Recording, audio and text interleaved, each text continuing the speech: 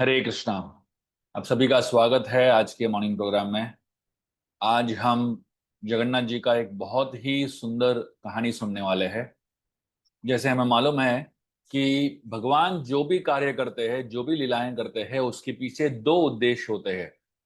एक जो है वो बाहरी बाह्य उद्देश्य होता है या एक्सटर्नल रीजन होता है, और दूसरा होता है अंदरूनी या इंटरनल रीजन।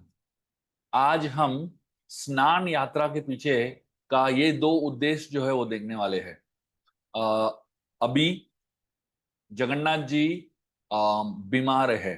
स्नान यात्रा के बाद जो है वो बीमार पड़ जाते हैं। तो एक्सटर्नली बाह्य रूप से हम देखेंगे तो बीमारी का कारण यह है कि स्नान यात्रा के समय उनको नहलाया जाता है, और क्योंकि वो इतने ठंडे पानी में वो नहाते हैं, इतने समय तक पानी में रहते हैं, तो बताया जाता है कि 15 दिन तक वो बीमार रहते हैं और सीधा निकलते हैं रथ यात्रा के समय। तो ये जो है बाह्य कारण है। जगन्नाथ जी क्यों बीमार रहते हैं 15 दिन, और क्यों दर्शन नहीं देते 15 दिन के लिए।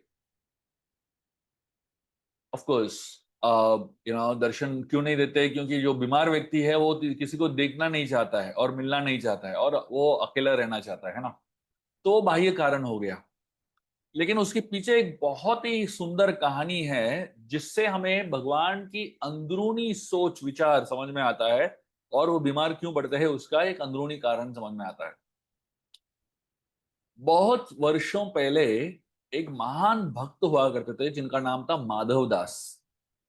और एक बार इस महान भक्त को एक पेट का बीमारी हो गया, और वो इतने त्रस्त रहते थे, इतने पीड़ित रहते थे कि एक समय ऐसा आया कि वो एक भी दाना खा नहीं पाते थे। इतना उनका पेट खराब रहता था। और और ऐसा नहीं कि ये कुछ दिन के लिए चला, ये महीनों महीनों चला। तो उनको पहले लगा एक छोटा सा कोई कीड़ा है पेट के अंदर, जो उनको खाना जो है हजम करने के लिए नहीं दे रहा है। तो उन्होंने कुछ तो छोटा सा बीमारी है सोच लिया। लेकिन ये कहीं महीनों तक जब चला, वो बहुत ही त्रस्त हो गए। और क्योंकि वो बीमार रहते थे, उनके आजू बाजू में जितने लोग थे सब परेशान रहते थे। और कोई उनके साथ उठना बैठना नहीं चाहता था, कोई उनसे बात नहीं करना चाहता था, तो वो हमेशा अकेले ही रहते थे। और धीरे धीरे वो बहुत डिप्रेशन में चले गए। एक समय ऐसा आया, उनको लगा कि एक ही तरीका है, अभी पूरा ही फास्टिंग करो जब तक मैं देह त्याग न दूं। तो वो नदी किनारे पहुंच गए और एक नदी के पास बैठ के फास्टिंग करने लगे। मरने तक उन्होंने निश्चय कर लिया कि मैं कुछ भी नहीं खाऊंगा, कुछ भी नहीं पीऊंगा। और वो अपनी मृत्यु के लिए प्रतीक्षा कर रहे थे। तो जब ऐसे स्थिति में माधव दास को जगन्नाथ जी ने देखा, तो जगन्नाथ जी का हृदय जो है पिघल गया। और वो खुद, जगन्नाथ जी खुद माधव दास की ख्याल रखने के लिए, देखभाल करने के लिए वो आते थे। और जब लोग आजू बाजू में जा रहे थे तो उन्होंने देखा कि भगवान खुद माधव दास का ख्याल रख रहे हैं। तो सब लोग बहुत ही अचंभित हो गए। साधारण से साधारण सेवा जगन्नाथ जी इस माधव दास का करते थे। उनके कपड़े धोना, क्योंकि वो उनका पेट का प्रॉब्लम था। उनको उनका जो कपड़ा है वो बहुत बार ऐसे गंदा हो जाता था, और क्योंकि उनका पेट के ऊपर कोई भी नियंत्रण नहीं था, जगन्नाथ जी उस वस्त्र को धोते थे।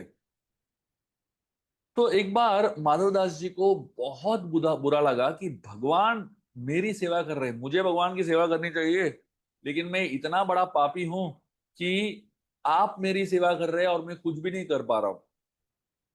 लेकिन भगवान जो है लगातार करते रहे सेवा। 15 दिन तक उन्होंने सेवा किया उनकी। लेकिन जब 15 दिन तक सेवा किया, अंत में माधवदास जी इसको और सहन नहीं कर पाए और कहने लगे, भगवान आप प्लीज ये करना बंद कर दीजिए, मैं अभी से कुछ भी नहीं खाऊंगा, कोई भी दवाई नहीं लूंगा, मुझे आपको और परेशान नहीं करना है। तो जगन्नाथ जी ने माधवदास को कहा, आप मेरे पुत्र हो, आप मेरे बच्चे हो, और आपको ये समझना चाहिए कि देखिए ये भगवान का इंस्ट्रक्शंस है। हम में से कोई भी व्यक्ति कोई भी बीमारी से, कोई भी परेशानी से गुजरता है, ये भगवान का इंस्ट्रक्शन सुनिए। वो कह रहे हैं कि कौन कौन है वो जो अपने विधि को टाल सकता है। आपके विधि के अनुसार आपके पास और 15 दिन दुख झेलना पड़ेगा, दर्द झेलना पड़ेगा। मैं आपका जो दर्द है तुरंत अभी खत्म कर सकता हूं, लेकिन उस दर्द को झेलने के लिए आपको वापस जन्म लेना पड़ेगा। और मैं ये नहीं चाहता हूं कि आप वापस जन्म ले उस दर्द को सहने के लिए। तो इसलिए आप और 15 दिन दर्द सहन कर लीजिए। जब भी हम कोई बीमारी से गुजरते हैं या हम कोई परेशानी से गुजरते हैं, तो हमें समझना चाहिए वो जो बीमारी और परेशानी जो भी है, वो हमारे कर्म अनुसार हमें मिलता है। हम उसको टाल नहीं सकते। अगर हमने कोई भी तरीके से टाल दिया ये जन्म में, तो अगले जन्म में वापस उसको भुगतना पड़ेगा। उससे अच्छा है यही जन्म में खत्म कर दो। तो जगन्नाथ जी का यही सुझाव है, जो बीमारी है, जो प्रॉब्लम्स है, जो तकलीफ आ रही है, वो इतना ही समझ लो कि आपकी कर्म में है। इतना सफरिंग, इतना दुख झेलना वो आपके कर्मों में है। ये सोचेंगे तो आगे के जन्म के बारे में सोच के ये कर्म को आज हम झेल पाएंगे। तो माधवदास ने जगन्नाथ को कह दिया, 15 दिन बिल्कुल नहीं। इतने महीनों से मैं त्रस्त हूं, दुख झेल रहा हूं, दर्द झेल रहा हूं, और 15 दिन झेलना पड़ेगा। तो जगन्नाथ ने जब माधवदास की ये दर्द सुनी, तो जगन्नाथ को बहुत बुरा लगा। तो जगन्नाथ जी ने माधवदास को कहा दिया कि आप सही हो, आपने बहुत ज्यादा दर्द सहन कर लिया, इसलिए अभी मैं आपका 15 दिन का दर्द मैं ले रहा हूं। और वहां से जगन्नाथ जी गदृश्य हो गए, और माधवदास जी उठ गए जगन्नाथ से बात करने के लिए, बोलने के लिए कि नहीं नहीं ऐसा मत करो। वो बोलने ही वाले थे, लेकिन जगन्नाथ जी गायब हो गए। और जैसे ही माधव दास जी उठे, उनका शरीर जो है सडनली तंदुरुस्त लगने लगा। उनको लगा कि मेरा बीमारी चला ही गया, मैं एकदम ठीक हो गया, एकदम तंदुरुस्त लगने लगा। और उनके आंखों से अश्रु बहने लगे, और वो जगन्नाथ को जोर जोर से बुलाने लगे। तो साधारणतः जो भी व्यक्ति बीमार पड़ता है, उसको अपने माता, मदर का जो केयर है वो याद आता है। तो यहाँ पे जगन्नाथ जी एक माता के समान है, और सिर्फ एक माता नहीं, वो लाखों करोड़ों माताओं के समान है एक साथ डाले हुए। तो यहाँ पे ये जो कहानी है, ये जगन्नाथ की ममता की कहानी है। कैसे जगन्नाथ जी अपने पुत्रों को, अपने अपने जो भक्तों को बीमार होते हुए, बहुत ही ज्यादा पीड़ा से गुजरते हुए देख नहीं पाते हैं। तो जगन्नाथ जी क्या किए, जगन्नाथ जी सीधा पुरी के राजा के पास चले गए।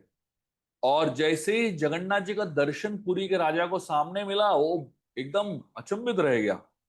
तो जगन्नाथ जी ने उस पुरी के राजा को कहा, आप मेरे मंदिर आ जाओ, और गायब हो गए, अदृश्य हो गए। तो ये पुरी का राजा भाग भाग के अपना अस्तबल गया, घोड़े पे बैठ के एकदम तेजी से जगन्नाथ मंदिर पहुंच गया।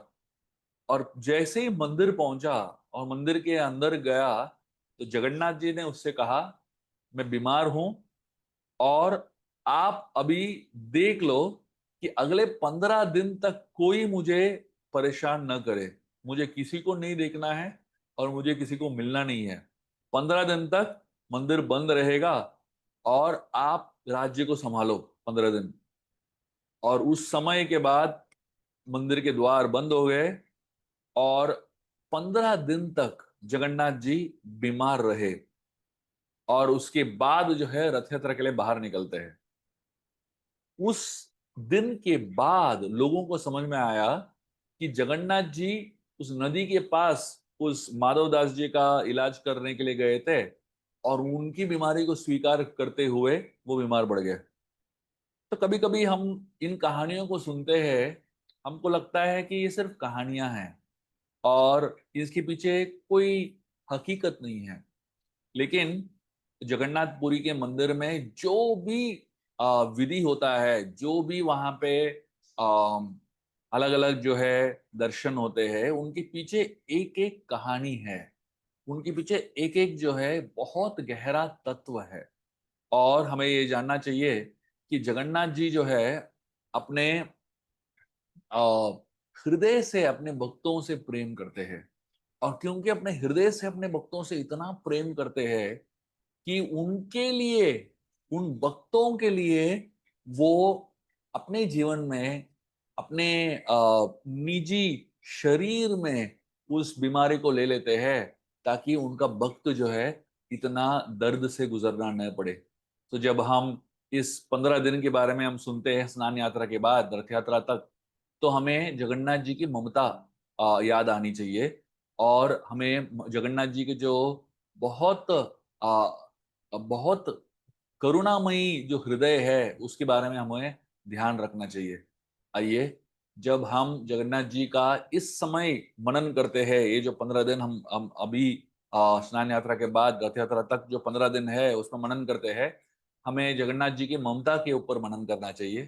कैसे वो किसी भक्त के लिए, उनकी उस भक्त की बीमारी जो है, उस भक्त का कर्म अपने लिए ले लेते हैं, अपने ऊपर ले लेते हैं। भगवान को कोई कर्म नहीं है, भगवान कभी भी कर्म के अधीन नहीं है, लेकिन वो अपने भक्त के लिए बीमारी ले लेते हैं। और जो दुख और दर्द अपने भक्त को सहना है वो खुद सहन लेते हैं। ये है जगन्नाथ जी की ममता। आइए, हम इस जगन्नाथ जी को नमन करें और उनकी ममता को हम नमन करते हैं। बहुत बहुत धन्यवाद। हरे कृष्णा।